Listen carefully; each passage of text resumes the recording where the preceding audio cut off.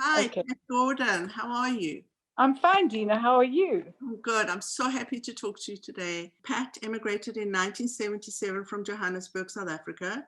She is a ceramicist, and today she will talk and reflect about that era in South Africa, apartheid era, and make some connections to today. Tell us a little bit about, I know that your father had a farm, right? My grandfather had a farm. Grandfather had a Well, he farm. didn't have a farm. He had a group of ostriches. I mean, I don't know how many ostriches he had, but I have a photo of him standing there with the family looking at probably close to 50 ostriches. And he had this little shop in Kenhardt, which supplied blankets and pots and pans to the local population. And it was very, very hot. I know that my grandmother always said to me that they had to wet their blankets and hang them in the door frames to get some breeze. And of course, she hated living there. Having lived in Germany, she was an artist, and she just hated this isolation and this desert, and it was just not her thing. It was But European. She was a European. She was a European. And the same with my mother in a way. She never really settled in South Africa.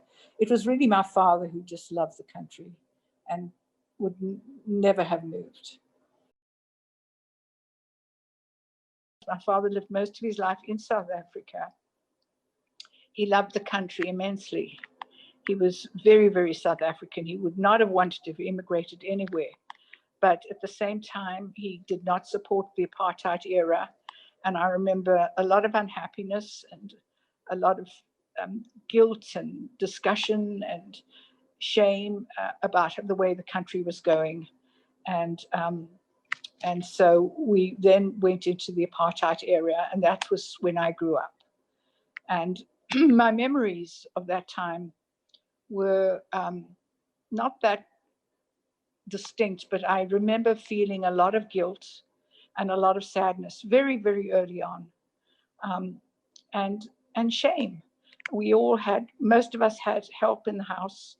The help was, when we look back, underpaid. Our nanny who brought us up did not have the opportunity to be with her children. Her children grew up under her mother or the grandmother of the children, and they were very rarely allowed into the city because there was a banning and a restriction for the blacks as to where they could be and where they had to stay.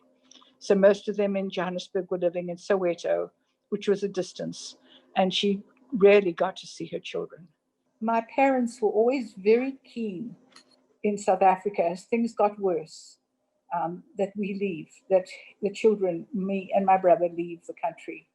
And it wouldn't have been an easy move for them particularly, because they would not have come with us, particularly my father. And eventually, when I got married and had 3 children and things were looking very bleak, there seemed like no future in the country in any way because of apartheid and because of the race laws. We did leave. I left with my husband at the time, and we came to Chicago.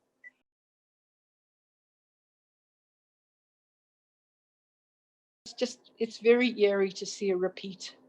Yes. And Very. And in South Africa, of course, it was institutionalized. It was part of the law. There was black-only benches and white-only benches, and black-only toilets and white-only toilets. Here, it's not institutionalized, but to me, it feels as deep and as horrific as I've ever remembered it to be in South Africa.